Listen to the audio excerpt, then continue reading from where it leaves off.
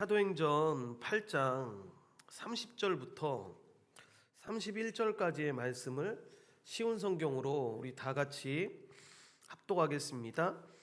빌립이 달려가서 그 사람이 예언자 이사야의 글을 읽는 것을 듣고 지금 읽고 있는 것을 이해하십니까? 라고 물었습니다. 그는 가르쳐주는 사람이 없는데 제가 어떻게 이해할 수 있겠습니까? 라고 대답했습니다. 그는 빌립에게 마차에 올라와 자기 곁에 앉으라고 부탁했습니다. 아멘. 오늘은 웨스트민스터 대우리 문답 42번째 시간으로 154문부터 155문까지의 내용입니다.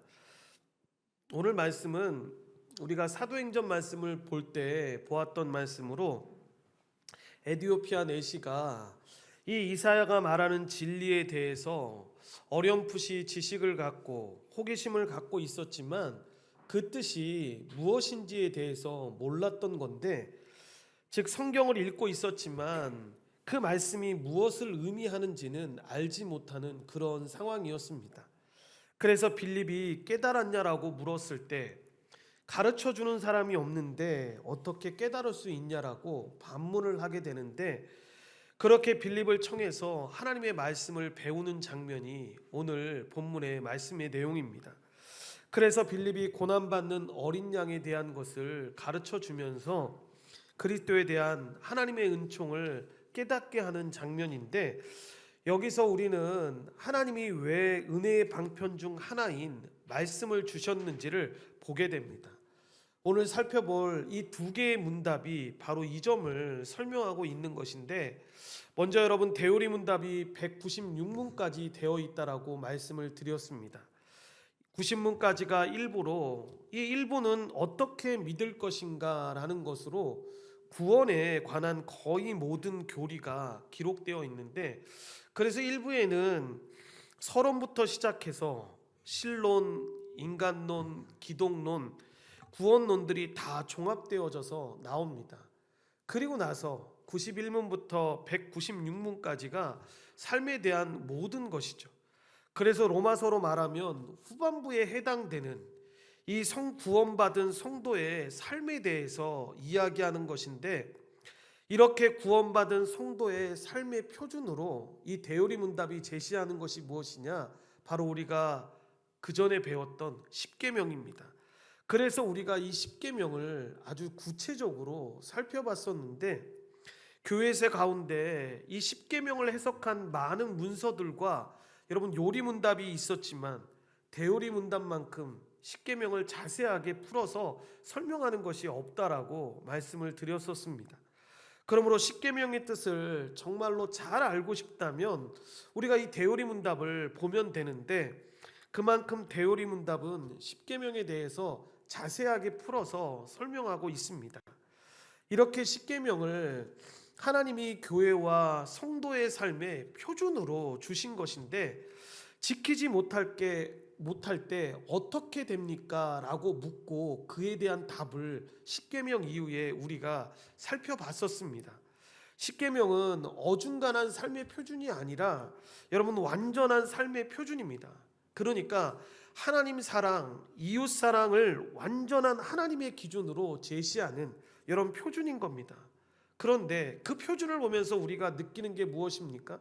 그 표준에 우리가 도달할 수 없다라는 걸 우리가 깨닫게 됩니다. 다 지키다가 하나라도 어기면 모든 율법을 어기는 것이 되기 때문에 죄인이 되는 걸 우리는 말씀을 통해서 배웠습니다. 그럴 때 요리문답이 묻는 겁니다. 그 계명을 지키지 못하면 어떻게 되냐고. 여러분, 죄가 된다고 성경은 분명하게 답을 이야기합니다. 그러면 죄 중에도 큰 죄, 작은 죄로 분류할 수 있냐라고 물을 때 그렇다고 대답합니다. 그래서 모든 죄는 사망에 이르는 죄지만 그 중에도 큰 죄가 있고 가벼운 죄가 있다라고 말하는데, 여러분 이때 우리가 주의해야 한다고 했습니다. 천주교에서 말하는 대죄의 개념과 이 소죄의 개념과는 다르다라고 말씀드렸습니다. 큰 죄가 어떤 것인지, 가벼운 죄가 어떤 죄인지를 요리문답이 가르쳐 주는 겁니다. 그리고 나서 여러분, 그러면 우리가 삶의 표준으로 제시받은 이 십계명을 완전히 지키지 못하게 돼서 여러분 죄인으로 드러나게 되는데, 그렇게 죄인이 되면 어떻게 됩니까? 라고 묻고 그에 대한 답을 배웠습니다. 무엇이었냐면, 그때 대요리 문답은 하나님의 저주와 형벌과 진노가 임한다라고 가르칩니다. 그래서 여러분, 구원받은 우리 한 사람 한 사람도 구원받은 성도의 이 합당한 삶을 살라고 제시하는 십계명 앞에 서게 되면 누구나 하나님의 진노와 이 저주를 피할 수 없는 죄인임이 명백히 드러난다라고 말씀드렸습니다. 계명은 그런 역할을 하는 겁니다. 그렇게 여러분, 우리에게 구원받은 것이 우리가 잘나서가 아니라는 것을 분명하게 가르쳐 주는데, 이 계명 앞에 비추어 봤을 때 우리 누구 하나 여러분, 하나님의 진노와 이 저주와 형벌을 피할 수 있는 죄인은 아무도 없다라는 것을 이 계명을 통해서 우리가 깨닫게 되는 것입니다. 그랬을 때 이제 어떻게 해서 구원을 우리가 받을 수 있는지를 가르쳐 주는데, 그래서 153문은 우리가 율법을 어김으로 이 마땅히 받아야 될 하나님의 진노와 저주를 어떻게 피할 수 있냐라고 이야기했을 때, 회개와 우리 주 예수 그리스도에 대한 믿음과 그리고 그리스도의 중보의 은택을 끊임없이 공급받을 수 있도록 교회 가운데 허락하신 이 은혜의 방편들을 아주 부지런하게 진실하게 사용해야 한다라고 가르치고 있습니다.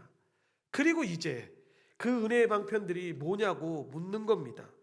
우리는 말씀과 기도와 성례라고 답을 하는데, 마지막 문답인 196문까지의 내용이 뭐냐면, 이 말씀과 성례와 기도가 무엇인지를 차근차근 가르쳐 주는 것으로 이 2부의 마지막까지 끝나게 되는 것입니다. 우리는 이렇게 하나님께서 교회 가운데 허락하신 이 은혜의 외적 방편인 말씀과 성례와 이 기도 가운데 있는 것인데, 특별히 오늘 우리가 살펴볼 것은 여러분, 말씀을 다루는 지점에 우리가 지금 와 있는 겁니다. 먼저 말씀에 대한 내용인 154문에 보시면, 그리스도께서 자기 중보의 혜택을 그 몸된 교회에 전달하시는 외적 방편들은 무엇입니까? 라고 묻습니다. 답을 우리 다 같이 읽겠습니다. 그리스도께서 자신의 교회에 자기 중보의 혜택을 전달하는 외적이고 통상적인 방편들은 그의 모든 규례인데, 특히 말씀과 성례와 기도입니다. 이 모든 은혜의 방편은 택하신 자들을 구원에 이르게 하는데 효과적인 수단입니다. 아멘. 그리스도가 여러분 지금도 하나님과 우리 사이의 중보자로 여러분 중보하고 계시는데, 우리는 예수 그리스도의 그 중보 사역 때문에 그분이 성취하신 그 대속의 은혜를 누릴 수 있는 것이고, 여러분 이후에도 그리스도의 중보의 사역으로 우리에게 미치는 수많은 하나님의 복들을 받을 수 있는 것입니다. 그런데 그럴 때 그리스도의 중보의 은혜를 우리가 받는 수단으로 하나님께서 지정해 주신 여러분 은혜의 방편이 있다라는 겁니다. 그러니까 여러분, 하나님께서 우리에게 무조건 그 하나님의 은혜가 주어지는 것이 아니라는 겁니다. 외적인 수단을 통해서 교회 가운데 주어지는 것인데, 이 외적인 세 가지 방편이 무엇이냐? 바로 말씀과 성례와 여러분 기도라는 겁니다. 이렇게 정해진 통로가 있고 여러분 하나님이 약속하신 길이 있다라는 것입니다. 성도는 여러분 계명을 표준으로 삼고 사는데, 그렇게 하나님 사랑하고 이웃을 사랑하라는 이 계명을 삶의 표준으로 받아서 그렇게 살려고 애쓰고 여러분 노력하고 기도합니다. 여러분 그게 성도입니다.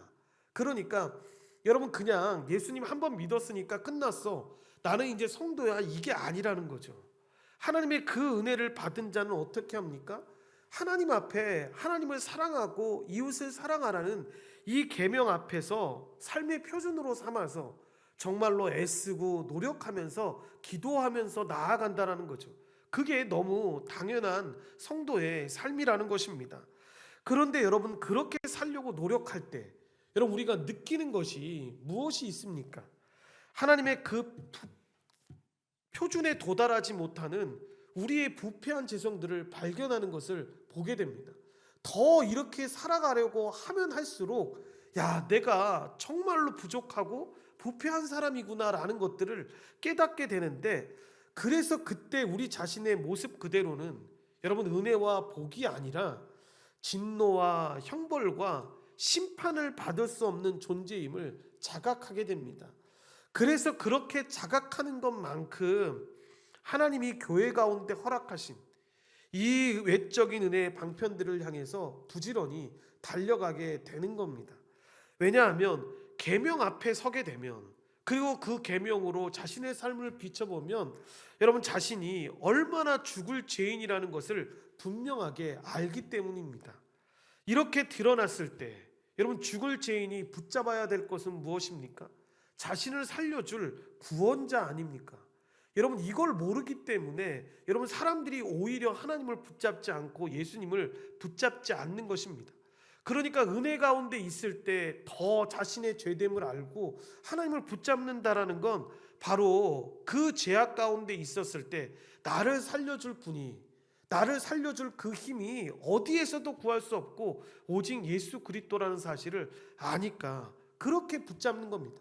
그래서 그분을 붙잡고 나의 죄를 용서해 주시고 이 죄를 넘어서 거룩함으로 나를 인도해 달라고 그 필요함을 느끼니까 그리스도에게 계속 달려가서 은혜를 요구하게 되는 것입니다.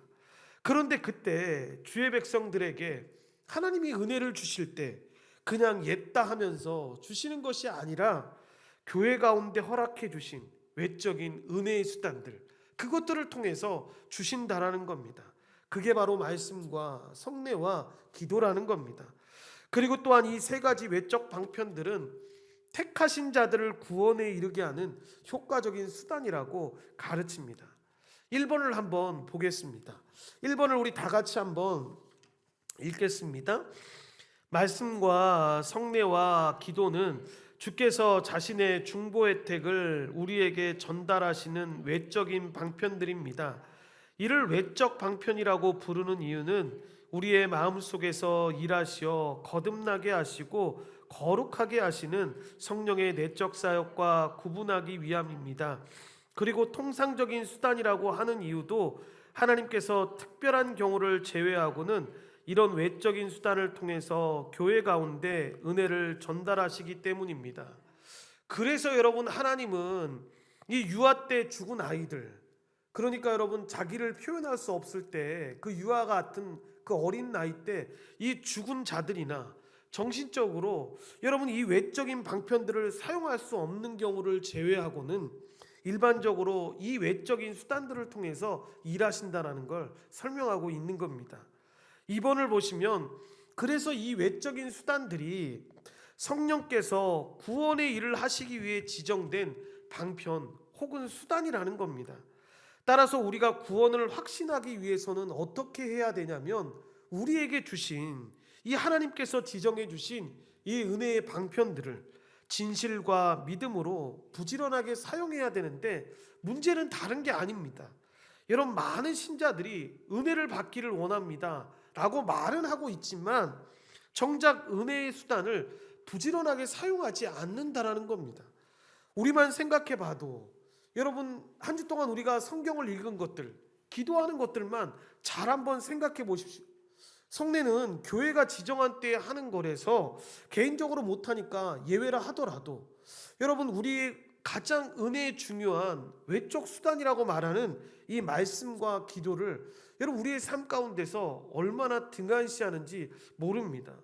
그 사용한 것만큼 우리가 얼마나 은혜를 소망하는지 그렇지 않은지를 여러분 스스로 판단할 수 있는데, 그러니까 여러분 이 일에 대해서 자기가 다 아는 겁니다. 내가 지금 얼마나 은혜를 소망하는 자인지. 여러분, 이걸 그냥 사람들한테 정말 나는 은혜를 소망하는 자예요 라고 말하는데 말씀을 보지 않고 기도를 전혀 하고 있지 않다고 한다면 이 사람은 말은 그렇게 하고 있더라도 어떻게 은혜를 받을 수 있는지에 대해서 전혀 모르고 있는 자입니다. 여러분, 은혜를 소망하는 자라면 어떻게 해야 합니까? 하나님이 은혜를 받을 수 있는 방법을 알려주신 이 말씀과 기도 가운데, 이 성례 가운데 나아가야 되는 것입니다.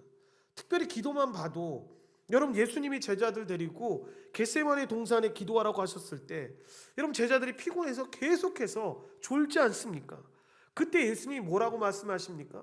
너희가 어떻게 한시도 함께 깨어서 기도하지 못하느냐? 이 한시라는 게 시간적으로 1시간입니다. 그러니까 어떻게 그렇게 깨어서 계속 기도하라고 이야기하는데도 1시간도 깨어서 기도하지 못하느냐라고 이야기를 하는 겁니다. 그래서 어떤 신학자들과 어떤 목사님들은 실제로 그런 얘기합니다. 하루에 최소한 1시간은 기도를 해야 된다고. 그래야지 세상 살아가는 동안에 정말 이렇게 졸지 않고 방황하지 않고 염려하지 않고 살아갈 수 있다라고 말하는 이유의 근거를 또 여기서 찾아와서 말씀하시는 분들도 있습니다. 여러분, 실제로 우리가 살아갈 때에도 마찬가지라는 거죠. 기도할 때도 그렇고 말씀에 대해서 볼 때에도 그렇고 여러분, 정말로 은혜를 소망하면서 나아가는지를 여러분, 우리가 하고 있는 그 모습을 통해서 우리는 알 수 있다라는 것입니다. 그런데 그렇다고 해서 오해는 하시면 안 됩니다. 이 3가지 방편이 없으면 그러면 하나님께서는 우리에게 은혜를 주실 수 없는 겁니까? 라고 하면 그렇지는 않습니다. 아까 예를 들었던 것처럼 유아 때 죽은 아이나 또 날 때부터 정신적인 장애가 있어서 여러분, 정상적인 외적인 은혜의 수단들을 통해서 하나님이 역사할 수 없을 때, 그리고 우리 부모님들이 간혹 가다가 치매에 걸리셔서 여러분 그런 것들을 다 잃어버렸을 때, 그래서 실제로 어떤 분들 같은 경우는 부모님이 치매에 걸리셔서 하나님에 대해서 전혀 기억도 못하고 믿지 못하니까 되게 불안해하시면서 염려하셨던 분들을 본 적이 있습니다. 실제로 그럴 필요 없다라는 겁니다. 이런 경우에는 초자연적으로 하나님께서 특별하게 그 은혜를 지켜주신다라는 겁니다. 그러니까 하나님의 은혜 주심을 이 3가지 외적인 은혜의 방편으로 제한해서도 안 된다라는 겁니다. 그런데 분명한 건 통상적으로 특별한 경우를 제외하고는 이 3가지 외적 방편을 통해서만 은혜를 주신다라는 사실, 이 사실을 꼭 기억해야 합니다. 그리고 그런 면에서 천주교와 이 신비주의의 오류도 우리가 구별할 수 있어야 되는데, 여러분, 천주교는 하나님의 구원이 항상 이 외적인 방편들에 전적으로 좌우된다라고 해서 여러분 칠성례를 제정했습니다. 그래서 그들은 잘 보시면 예수님이 친히 제정하시고 시행하라고 명령하신 세례와 성찬에 더해서 5가지의 예식도 성례라고 하면서 모두 7가지의 성례를 행하는데, 더 중요한 건 뭐냐면 이 일을 행할 때 그들은 하나님의 은혜가 자동적으로 외적인 은혜의 방편을 통해서 자동적으로 주입한다고 느꼈습니다. 그러니까 지금 은혜의 방편이 우리가 3개라고 이야기했는데, 그들의 표현에 빌리자면 어떤 거냐면 우리가 말씀을 읽을 때 은혜가 자동적으로 주사기에 주입을 하듯이 자동적으로 주입된다라고 그들은 믿었던 겁니다. 그러니까 언젠가도 말씀드렸던 것처럼 천주교와 기독교가 간혹가다 연합 예배를 특별한 교단들이 이렇게 모여서 할 때가 있는데, 여러분 그걸 할 때 절대 천주교가 포기하지 않는 게 뭐냐면 성찬은 포기하지 않습니다. 왜냐하면 여러분 자신들이 그렇게 하면 은혜는 자동적으로 주입된다라고 생각하기 때문에 다른 순서는 다 포기할 수 있어도 이거는 포기할 수 없다라는 겁니다. 이것이 소위 말하는 천주교의 칠성례 효과입니다. 그러나 기독교는 이 주장에 대해서 말씀드린 것처럼 전혀 동의하지 않습니다. 그리고 또 다른 주장인 신비주의는 이런 은혜의 방편이 필요 없다라는 반대의 주장을 하는 겁니다. 그냥 하나님께서 다이렉트로 각자에게 신비한 체험을 통해서 이 하나님의 은혜를 전달하신다라고 주장하는 겁니다. 그러니까 그들의 이 주장은 뭐냐면 어떻게 지정해 주신 외적인 방편이 있냐라는 겁니다. 그런 거 없다라는 겁니다. 그래서 그런 것에 교회가 묶여 있을 필요가 전혀 없다라고 주장을 하는데, 그런데 그러한 신비주의의 공격을 따르게 되면 결국에 마지막에는 다 이단으로 넘어가는 것들을 보게 됩니다. 우리가 신자라면 하나님께서 우리에게 겸손히 하기 위해서 주신 이 3가지 은혜의 방편들을 정말 존중해야 하는데, 이것이 교회를 통해서 우리에게 주신 가장 귀한 선물임을 알고 정말 간절하고 진실한 마음으로 이 은혜의 방편들을 사모해야 합니다. 그리고 3번에 보시면 교회와 택함을 받은 자가 이 말씀과 성례와 기도를 통해 누리는 복과 혜택은 그리스도께서 그의 완전한 삶과 고난과 십자가에서 죽으심을 통하여 성취하신 그의 백성들을 위한 모든 대속의 유익과 중보의 은혜들입니다. 그리스도가 여러분 우리를 위해서 십자가에서 죽으심으로 대속의 구속의 은혜를 성취하지 않으셨습니까? 부활하셔서 새로운 생명을 성령의 능력으로 주시지 않았습니까? 그리스도의 죽으심과 부활의 은혜를 여러분 어떻게 우리가 누립니까? 그냥 가만히 있으면 그것들이 우리에게 자동적으로 천주교가 말하는 것처럼 누리게 되는 것입니까? 아니죠. 아니면 신비하게 잠을 자다가 여러분 꿈으로 주시고 그러는 겁니까? 전혀 그렇지가 않습니다. 그리스도가 나를 위해 죽으셨다라는 이 그리스도의 중보의 죽음을, 이 대속의 죽음을 언제 확신하고 언제 그것을 구원으로 누릴 수 있냐면 바로 성경을 읽고 그 성경을 가르치는 것을 우리 눈으로 읽고 귀로 듣고 마음으로 움직일 때 여러분 이 일들이 일어나는 것입니다. 그래서 자꾸 읽고 또 읽고 들어야 되는데, 그래서 교회를 30년 다녔어도 여러분 성경이 무엇을 말하는지 모르는 분들이 있을 수 있습니다. 그러니까 여러분 어떤 분이 교회에서 직분을 받았는데 여러분 이런 분들이 있을 수가 있습니다. 여러분 안 읽으면 엉뚱한 짓을 할 수가 있는 겁니다.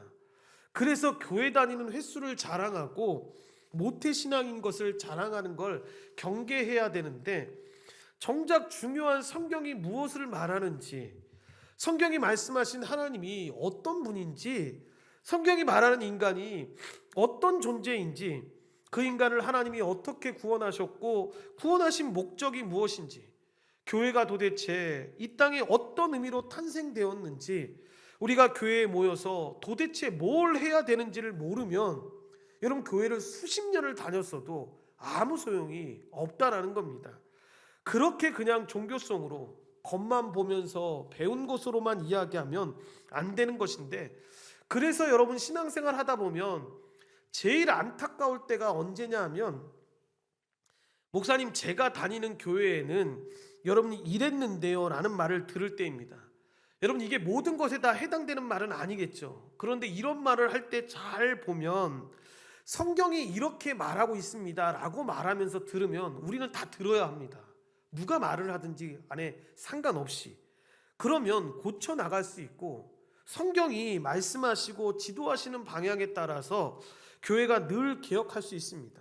우리의 삶이 늘 조정될 수 있습니다. 그런데 문제는 뭐냐면 성경이 무엇을 말하는지는 아무것도 모르는 거죠. 그냥 아까 전에 말씀드렸던 것처럼 마치 종교성을 가지고 그냥 그렇게 설명하는 거죠.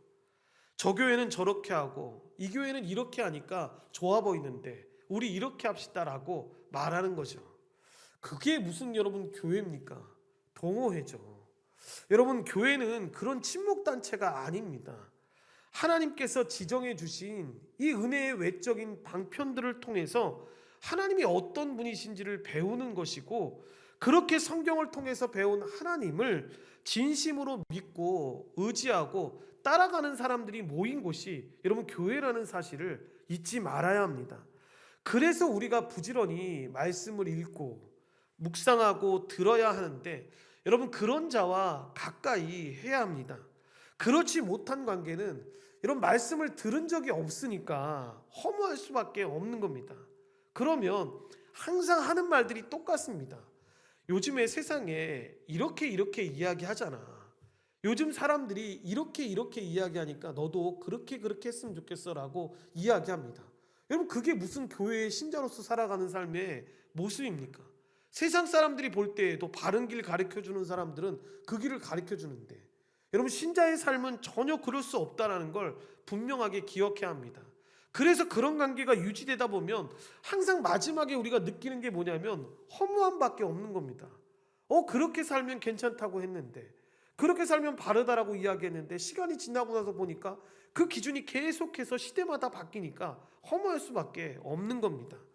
그리고 4번으로 말씀은 기록된 하나님의 말씀인 성경과 주로 설교를 통해서 제시되는 이 하나님과 사람과 구원에 관한 진리의 소식을 의미합니다.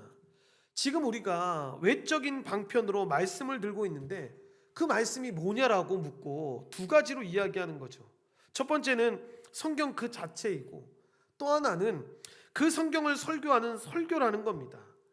그리고 성례는 어떻게 설명합니까? 그리스도가 제정해 주신 세례와 성만찬이 참된 성례라고 설명하면서 천주교가 추천하고 있는 말하고 있는 이 5가지는 은혜의 외적 수단이 아니라는 겁니다.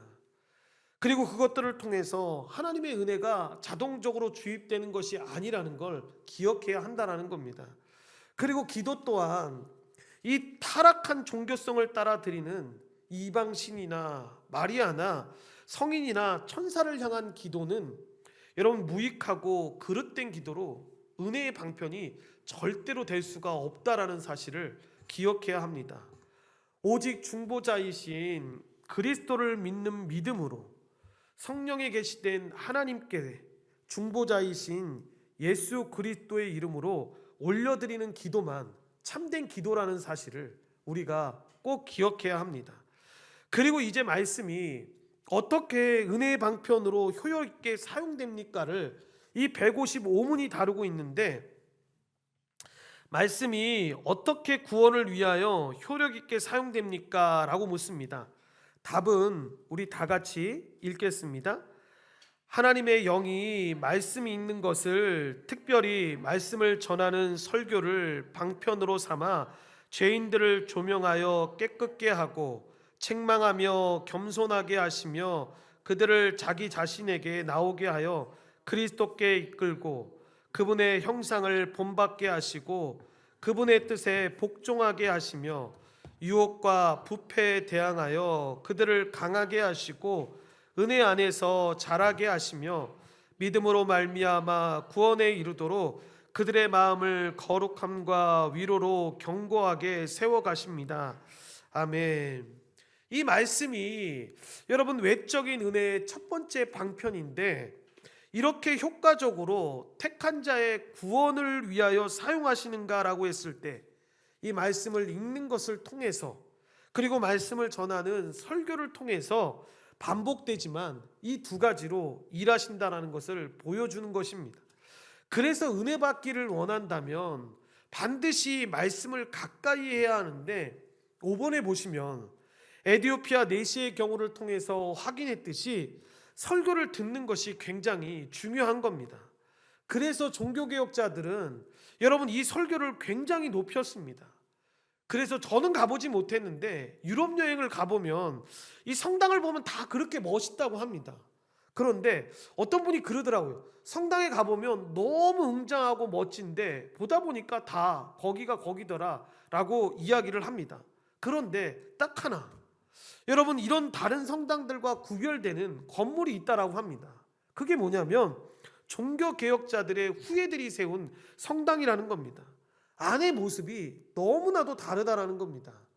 여러분 천주교는 여러분 뭐라고 말씀드렸습니까? 7가지의 성례 자체가 굉장히 주입될 정도로, 믿을 정도로 자동적이라고 했습니다. 그래서 건물 형체가 여러분 들어가 보면 그냥 저절로 은혜가 되도록 만들었다고 합니다. 그러니까 제가 그 가까이 사역했던 우리 하선우 목사님 얘기를 듣다가 보도 그런 얘기를 하는 겁니다.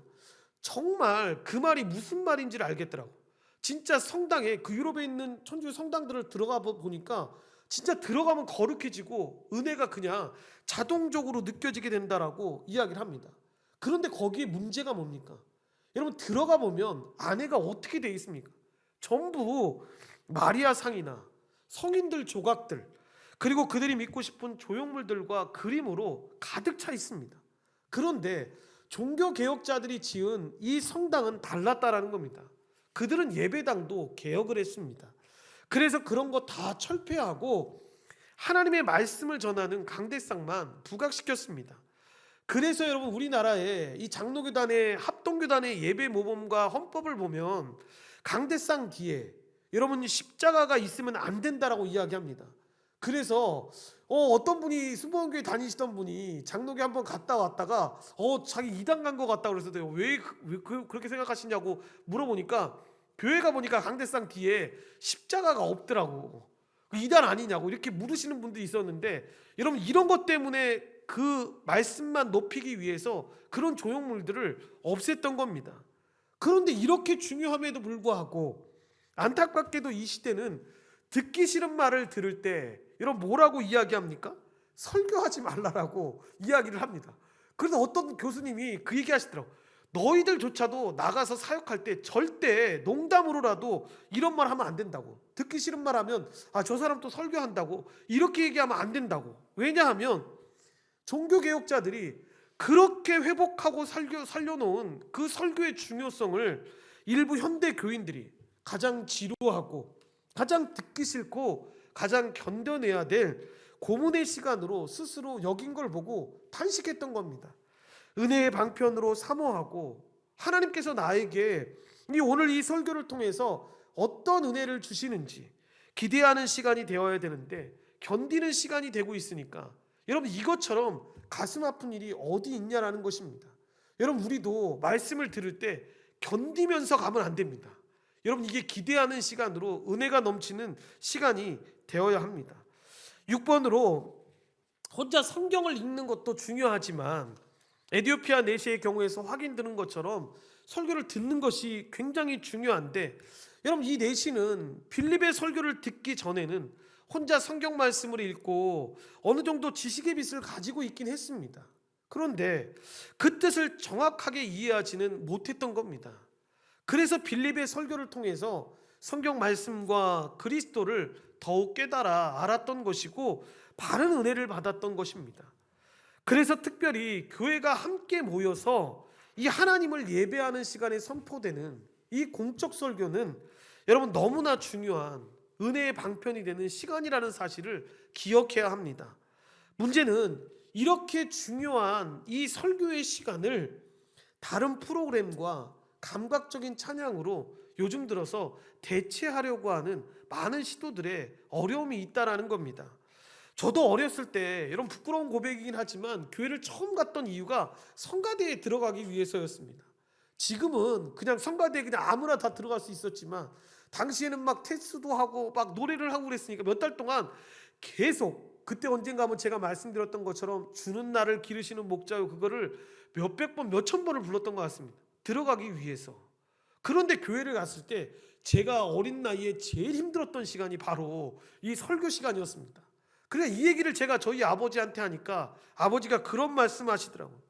야, 설교를 그렇게 듣기 힘들어하고 고통처럼 견디던 사람이 이제 목사가 된 것이 얼마나 큰 은혜냐 그렇게 얘기하신 적이 있는데 여러분 이게 지금 저에게 어린 시절에 있었던 문제만이 아니라 현재 여러분 많은 사람들한테 있는 큰 문제 중에 하나라는 겁니다. 제일 중요하게 여겨야 될 그 말씀을 듣는 시간보다 다른 시간이 훨씬 더 성도들에게 중요한 요소로 자리 잡고 있다라는 거죠.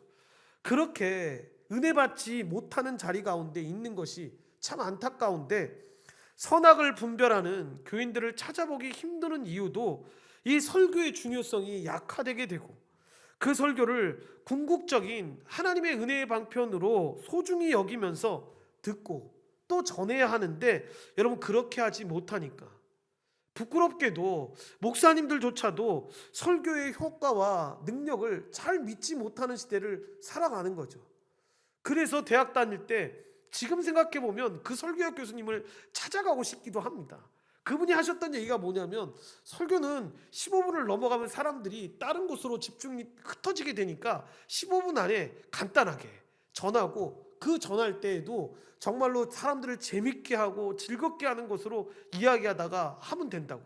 지금 생각해보면 그러면 코미디언 프로그램 하나를 틀어주길 말지. 사람들 기쁘게 해주고 사람들을 울려주려면 그렇게 감동 주는 연사 한 명 데려다 놓고 여러분 그렇게 하지. 하나님의 말씀을 전해야 하는데, 복음을 전해야 하는데, 그런 이야기보다 이 시대가 힘드니까 사람들의 어려운 부분들을 만져줘야 한다. 여러분, 이걸 하지 말라는 얘기가 아니라 정작 중요한 복음은 전하지 않고 사람들의 마음을 만지는 것이, 사람들의 소원을 들어주는 것이 정작 주된 원인이 되고 있다면 여러분, 그것처럼 문제가 어디 있겠냐는 겁니다. 그래서 이 성목의 수련회를 가면 항상 던져지는 질문 가운데 하나가 바로 그런 겁니다. 말씀을 던지고 있는, 말씀을 전하고 있는 목사님들, 정말 설교의 능력을 믿냐고, 당신의 그 설교를 통해서 사람의 인생이 바뀔 것이라고, 그 안에 있는 성도들 한 사람 한 사람의 삶이 정말 하나님의 은혜로 바뀔 것인 걸 본인도 믿고 있냐, 본인도 못 믿으면서 스스로 전하고 있는 건 아니냐 라는 질문을 할 때가 있습니다. 이런 질문 들을 때마다 정말 마음이 어렵습니다. 그래서 그런 마음이 혹시나 들 때마다 마음을 다잡고, 그래, 내가 가지고 있는 내 지식을 전하고 있는 게 아니라 말씀을 전하고 있는 거니까, 그 말씀에 힘이 있는 그 능력으로 전하고 있는 거니까 하나님 분명히 바꾸실 것을 믿습니다 라고 전하는데, 여러분들은 다 그렇게 받으신 줄로 믿습니다. 여러분, 그때 아멘 해주셔야 되는데, 그래요, 뭐 다 속으로 우리는 아멘을 잘 하시니까 그러면 정말 감사한 겁니다. 잘 믿고 있는 겁니다. 여러분, 그래야 합니다. 하나님의 말씀을 들을 때 정말로 이 말씀을 통해서 하나님이 우리의 삶 가운데 은혜 베풀어 주시고 우리의 삶을 인도해 주신다. 정말로 이 복음을 통해서 우리가 구원을 받았고 이 복음의 말씀을 통해서 우리가 하루하루를 살아간다라는 걸 분명하게 깨달아야 합니다. 그러나 그렇지 않다면 여러분, 연예인을 부르거나 말씀드렸던 것처럼 웃기는 이야기 몇 가지 하면서 여러분 그렇게 시간을 보내고 사람들에게 즐거웠습니다, 정말로 오늘 말씀을 듣고 유쾌했습니다 라는 것으로 만약에 익숙해진다면 여러분, 그것처럼 큰 비극이 어디 있겠냐라는 겁니다. 여러분, 찬양도 여러분 왜 요즘에 젊은 사람들이 부르는 찬양에 대해서 논쟁이 되고 어려움이 되는 이야기 중에 하나가 뭐냐면, 그 음악이 사람의 마음을 심금을 울리는 것으로 해서 음악의 어떤 효과를 통해서 울리는 거라면 잘못된 것이다라는 것을 이야기하기 위해서 말하는 겁니다.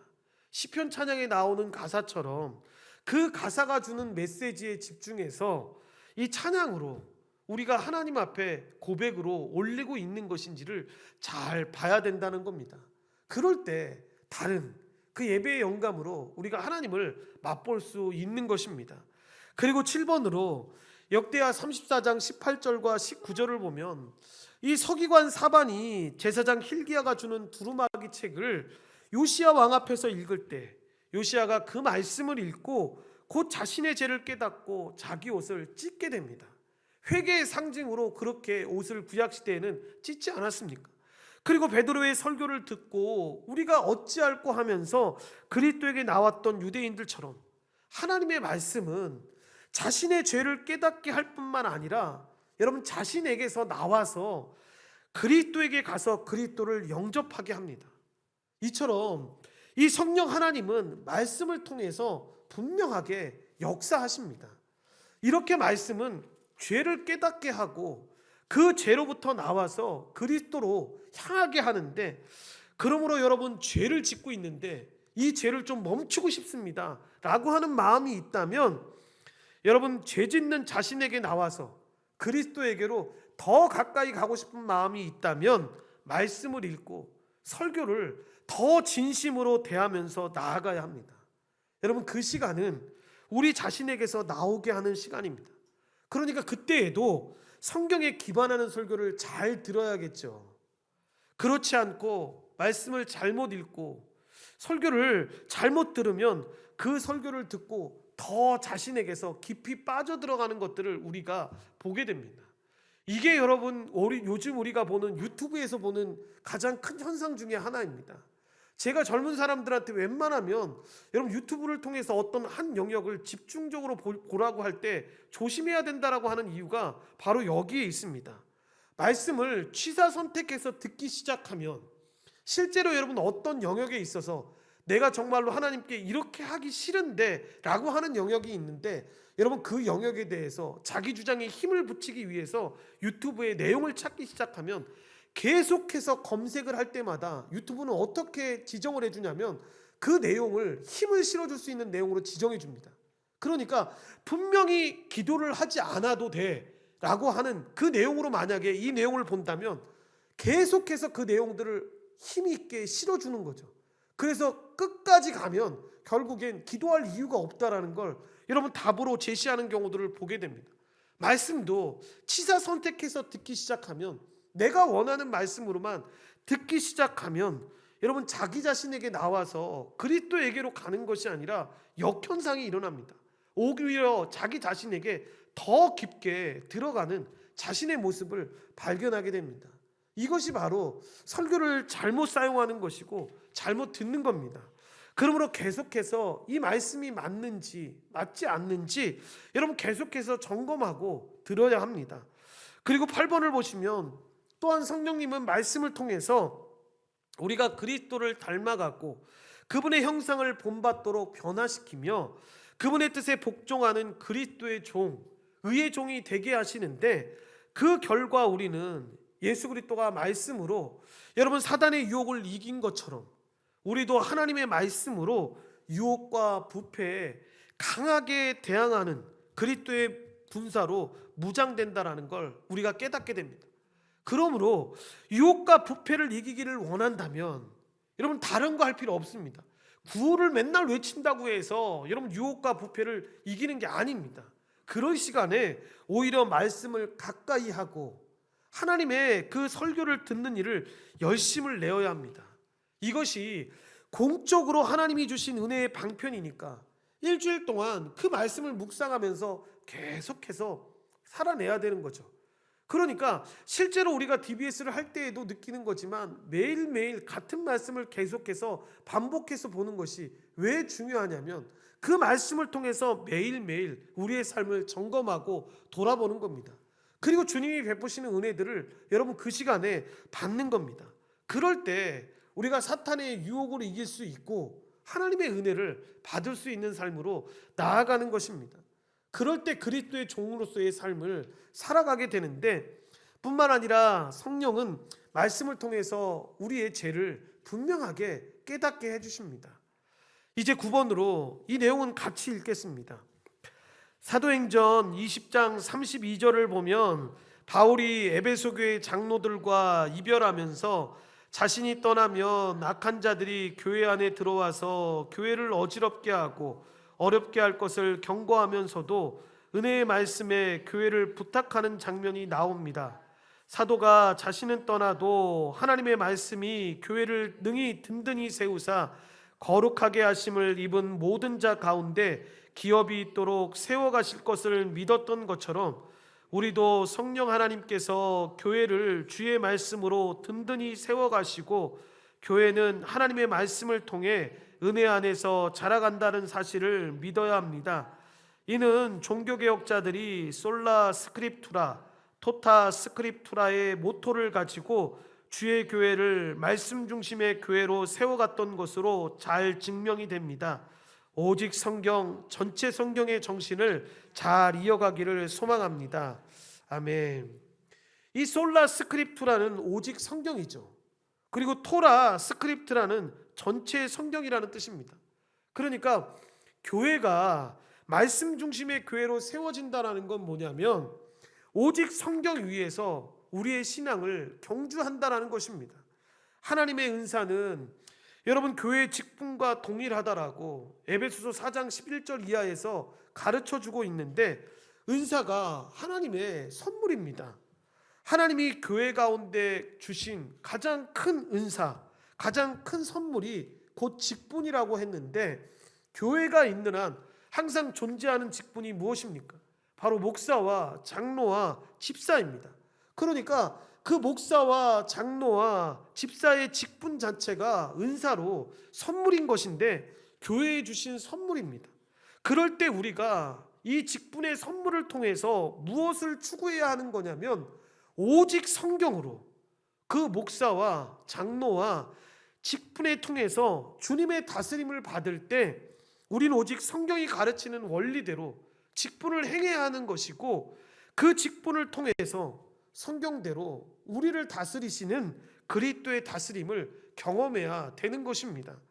그래서 목사나 장로나 여러분 임직을 하게 될 때 무슨 마음이 있어야 되냐면, 이 장로교단을 임직할 때 여러분 그렇게 고백한다고 합니다. 성경을 믿고 그 성경을 요약한 웨스터민스터 신앙 고백서와 대요리 문답, 소요리 문답을 믿고 받아들이는 것을 서약하십니까? 라고 묻고 여러분 임직을 해야 한다는 겁니다. 그러니까 제가 지난 성목연 수련회 갔을 때에도 목사님들이 무슨 얘기할 때 답을 찾지 못하고 있다가 어떤 분이 이 챗 PT로 보다가 웨스터민스터 대요리 문답에서 이렇게 얘기하고 있다고 하네요 라고 이야기하니까 모든 사람들이 딱 멈췄던 것처럼, 그래 성경을 요약하고 있는 요 웨스터민스터 대요리 문답에 그렇게 얘기하고 있으니까 그건 되는 거예요 라고 결정을 하게 되는 거죠. 그러니까 목사와 장로가 여러분 어떻게 해야 된다는 겁니까? 목사도 말씀의 근거에서 그 직분을 수행해야 되는 것이고, 장로도 오직 성경의 원리로 그 직분을 수행해야 되고, 집사직도 오직 성경의 원리로 수행해야 한다는 것이 종교개혁자들이 걸었던 이 모토라는 겁니다. 오직 성경의 정신으로 이 일을 해야 함을 보여주는데, 근데 이 오직 성경이 무엇입니까? 바로 토타 스크립트라로 전체 모든 성경입니다. 그러니까 한 구절만, 자기가 좋아하는, 자기에게 맞는 그 한 구절만 따와서 우리에게 적합하다라고 여겨지는 그 한 구절만 따와서 붙들고 나아가는 것이 아니라 66권 성경 전체가 가르치는 그 정신과 그 원리와 가르침으로 신앙생활을 하겠다라는 것이 여러분 종교개혁의 원리라는 것입니다. 이렇게 대요리 문답 153문부터는 오직 성경을 중심으로 한 교회론을 지금 설명하고 있는 것인데, 우리가 오직 성경을 기치로 내걸고 지금 신앙생활을 하고 있고 몸된 교회를 세워가고 있는데, 그래서 여러분 이런 것들을 가르칠 때, 이런 것들을 배울 때 여러분 지루해서는 안 된다라는 것입니다. 성경을 배우는 일에, 배우는 성경 말씀에 여러분 우리의 삶을 진력시켜서 순종하면서 나아가는 일에 여러분 우리의 전부를 걸어야 하는데, 이렇게 말씀에 대해서 갈급한 심령을 가지고 하나님 앞에 나아가는 저와 여러분이 되어야 합니다. 마지막 10번, 이 내용은 설명이 필요 없고 다 같이 읽고 오늘 말씀을 마치려고 합니다. 다 같이 이 말씀을 읽겠습니다. 무엇보다 하나님의 말씀은 회개와 믿음의 강력한 도구이며 인내의 도구, 거룩한 성화의 도구, 고난 중에 있는 성도를 붙들어주는 위로의 도구입니다. 그러므로 교회가 회심의 역사와 성도의 거룩한 성화의 역사를 보고 싶다면 다른 무엇보다 말씀을 읽고 듣고 묵상하는 일과 함께 공예배의 설교를 듣는 일에 더 많은 관심과 노력과 열정을 기울여야 합니다.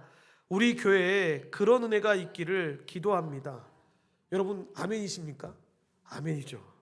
여러분 우리 교회가 그런 교회가 될 수 있게끔 기도해 주시고, 오시는 분들도, 그리고 함께 하시는 분들도 정말 이 10번의 답이 우리 안에 꼭 있었으면 좋겠습니다.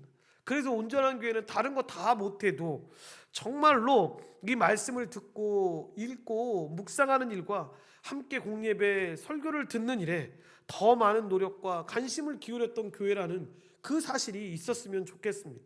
우리 가정에도, 우리 자녀들에게도 그런 은혜가 임할 수 있도록 도와주셔서 회심하고 정말로 거룩한 성화의 역사가 그들에게 일어나기를 원한다면 그렇게 말씀을 붙잡고 설교 말씀 가운데 더 하나님 앞에 나아가야 됨을 기억하고 하나님 붙잡고 나아가는 우리 귀한 믿음의 성도님들 되시기를 주의 말씀으로 축원합니다. 기도하시겠습니다. 하나님 감사합니다. 하나님의 은혜 가운데 주의 백성들을 불러주시고 인도하여 주셔서 하나님의 말씀 앞에 우리가 주님 앞에 나왔습니다. 우리가 하나님 앞에 걸어갈 때 은혜의 방편의 도구로 하나님 말씀과 성례와 기도를 우리에게 주셨는데, 하나님 특별히 말씀을 통해서 아버지 하나님이여 주님 앞에 더 가까이 다가가고 하나님이 주시는 그 복을 누릴 수 있는 길을 우리에게 알려주셨습니다. 그 말씀을 통해서 우리가 우리의 삶을 돌아보고 죄를 회개하며 하나님 앞에 더 신실하게 아버지 하나님 앞에 달려갈 수 있음을 이 말씀을 통해서 살펴보았습니다. 풍성한 은혜의 시간들로 아버지 우리가 살아갈 수 있도록 그 말씀 붙잡고 더 하나님께 나아가는 하나님의 귀한 백성 될 수 있도록 주님이 우리를 붙잡아 주시고 인도하여 주시옵소서. 모든 걸 주님께 감사드리오며 예수님의 이름으로 기도드리옵나이다. 아멘.